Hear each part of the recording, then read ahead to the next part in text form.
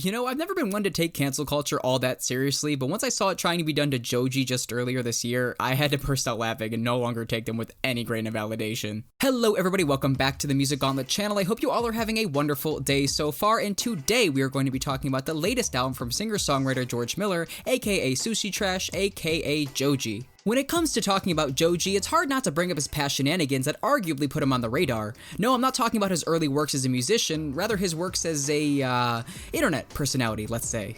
Why did you leave me?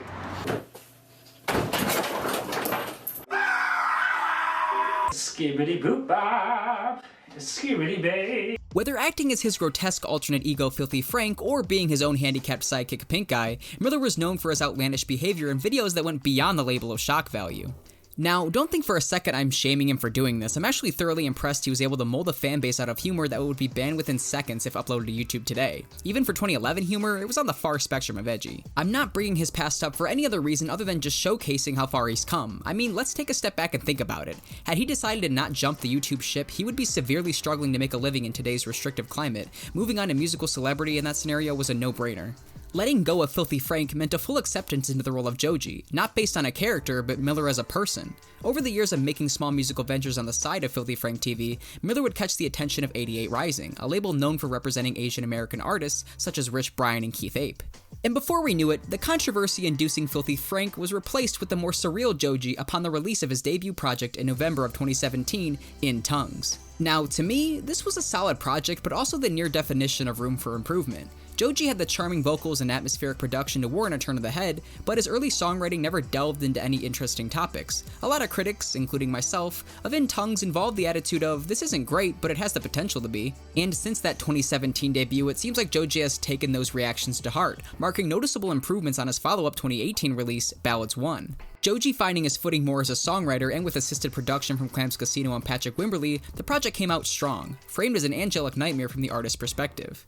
All signs pointed to Joji becoming better and better, learning from previous projects what sounded up to scratch and what didn't. But some skepticism was up in the air, the initial single Sanctuary being released last summer and the following singles being relatively spread out until this late September release date. Was Joji spending that time crafting his best release to date, or putting off the inevitable big commercial release that doesn't live up to career standards? Well, ladies and gentlemen, with his latest release Nectar, it's clear this album was handled with great care and created with the most authentic emotion involved. I mean, hearing the wowing singles leading up, one could probably guess this, but believing and witnessing are two different things. What Joji is able to accomplish with this album is truly honorable, including lush instrumentals that give his melodies purpose and a sense that nothing else matters at the current moment until you're done hearing him out.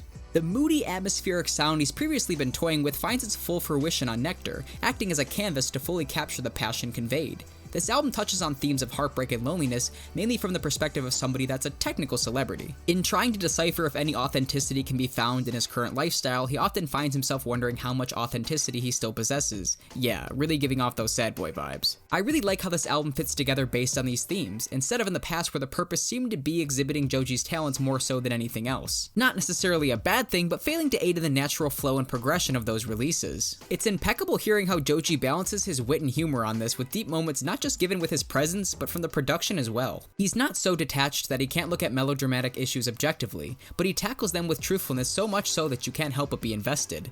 The vocal side of things is where Joji seems to be perfecting and coming into his own. At worst, his deeper vocals could sound like Kermit the Frog choking on a lemon, but a lot of the times they're borderline angelic. His pleading and frail vocals layered on Mr. Hollywood are in perfect sync with the topic of staying true to who you are, and the haunting delivery on the closer Your Man creates the tension in your eardrums before even knowing what the topic of discussion is. And don't even get me started on the catchy choruses all across this thing that get glued to your brain and are near impossible to shake out.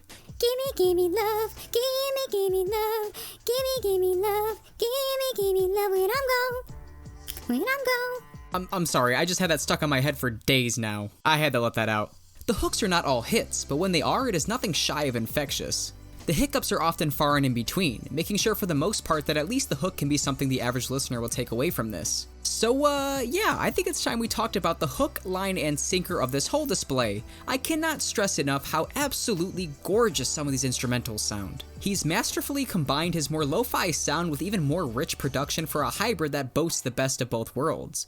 This is exactly the case with the opening cut, Ew. Before you know it, you're being swept off your feet with a dazzling orchestral array and an ending so sentimental you would have thought it'd be the outro. The violin string finish on Gimme Love is just breathtaking, the equivalent to a full moon shimmering over a still pond. The fast-paced production on the song as well reminded me of The Difference by Flume and Tori Moi, which I'm pretty sure they came out around the same time, if not Gimme Love first.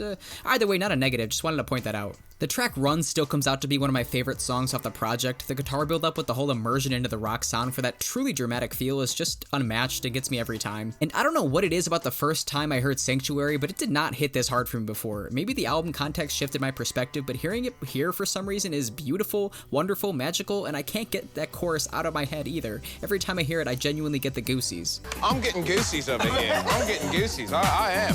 The piano balladry of Like You Do is very simplistic, but Joji's gentle and smoky vocals deliver all the passion that needs to be present for it to be a track you can't help but feel in your heart. And now that I'm thinking about it, he seems to be interpolating a lot of low-key vibes from the likes of Thundercat, like the song Afterthought, which is entirely a positive. I'm also a bit surprised no other grand and upbeat-sounding songs like Daylight with Diplo didn't turn up more, because he absolutely killed that song and fit in perfectly over that tropical pop groove track. Even when he's incorporating trap-based production with some hi-hats and thicker beats, there's an inclusion of elegance and sweetness with the instrumental layers included as well. Really, the flaws of this piece really show mainly to there being such highs that the lesser components you just can't help but feel that they're less important. As admirable as the song TikTok is with its plucky guitar strings and quality bass line, it's a moment from where a production standpoint pales in comparison to other tracks present. He also for some reason sounded like he was doing his best Suicide Boys or Baby No Money vocal impression on that one, not really sure why. The track Normal People Straight comes off like elevator music more than it does a legitimate song. And a last minor thing is that Joji has never been the type of artist that needs any assistance from autotune, and even though it just makes up a smaller portion of the track 777, it's still off-putting and not in best taste for his style. I didn't have any major issues with the features here, but they don't elevate the project all that much either. None did bad enough where it drastically weighed down the album, but Amaro Apollo doesn't add anything to the track he appears on, especially compared to the hot streak Joji has been on up until this point in the album. He comes off playing not only the second fiddle, but more like the third or fourth. And maybe it's just how distorted and creative the beat on Pretty Boy sounded, but Yachty didn't do nearly as bad of a job as I thought he would, and sonically fit into what Joji was trying to accomplish. I'd argue Ray Brown fit the best on this thing. Her style melted the best with the album's atmosphere. Overall, I did really enjoy this album. I really didn't want this to be the case, but I was sincerely hoping the deeper cuts in this project would be just as good, if not better, than the singles, but in my opinion, that's just not the case. The deeper cuts on here actually turned out to be the moments where I wasn't nearly as impressed, especially when he was relying more on his lo-fi comfort as opposed to lively instrumentals. Even though this album was somewhat of a long wait, it sounds like the most thought and attention was put into the promotional tracks as opposed to what the rest of the album was going to sound like. I think I'm more in love with the idea of this album than I am with the actual project.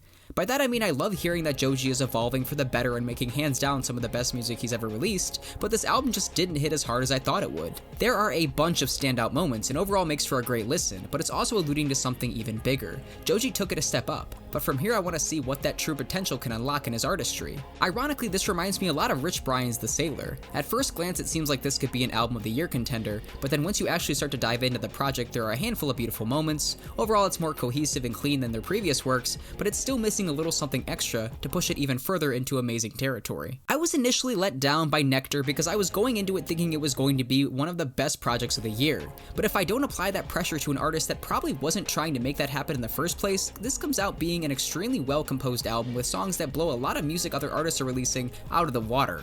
It's not like he widely missed the mark for me either, this was just him making a run that got him to third base. Now I'm just waiting for him to hit that home run. This is still one of his best outputs to date, but once he spends a little more time crafting his sound and maybe experimenting a little more, I guarantee you he's going to release a downright outstanding album. This just wasn't quite yet there for me. So finally, this is the part of the video where I rank this album out of the rest of Joji's discography, and it should be no surprise that this is now my new favorite project by him. Nectar just proved Joji's an artist you need to be looking out for and somebody that's improving on all fronts. I gotta admire that, I really do love this project, just not in complete love with it. That's kind of like, that doesn't really make much sense, but I hope you get what I'm saying. And out of his remaining 2 projects, I would have to put in second place Ballads 1 because it was such an improvement over his initial In Tongues, which finds its place in third. Even though In Tongues is in last place and it is the most boring out of all these projects, I still think it has some good things to offer about it, and at the very least you can compare it to where we are now with Nectar and see the vast improvement. And as far as my top 5 favorite songs from the project, I will have to go the opener, Ew,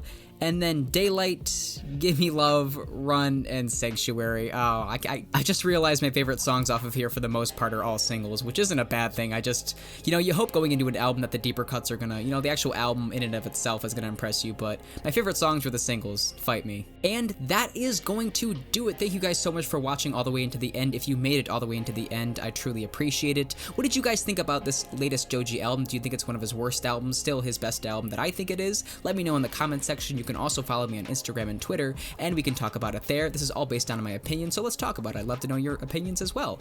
And that's all I got for you guys. If you want to leave a like or subscribe, I would appreciate that too, and I'll see you in the next one.